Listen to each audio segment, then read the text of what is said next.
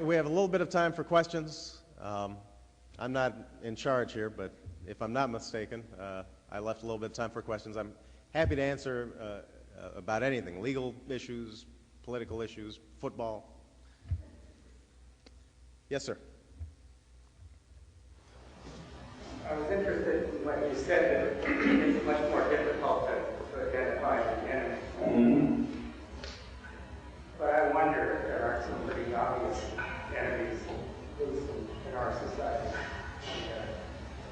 You mentioned one of them, welfare reform, where the Minnesota legislature, given the necessity of reacting to that punitive federal bill, right. The Minnesota Senate voted unanimously to pass the implementation. I'm wondering whether the same thing happened in the Illinois legislature, for example. I'm wondering whether or not there's an enemy in the growing gap in the distribution of wealth in our country. Yeah. And those things are identifiable.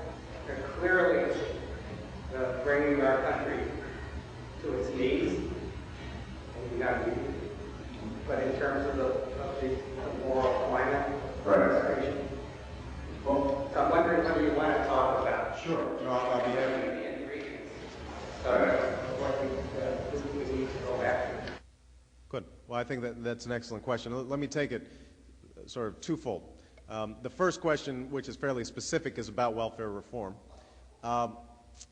As most of you know, I think in 1996, the Republican Congress passed and President Clinton signed a welfare reform bill that essentially ended a 60-year entitlement to welfare.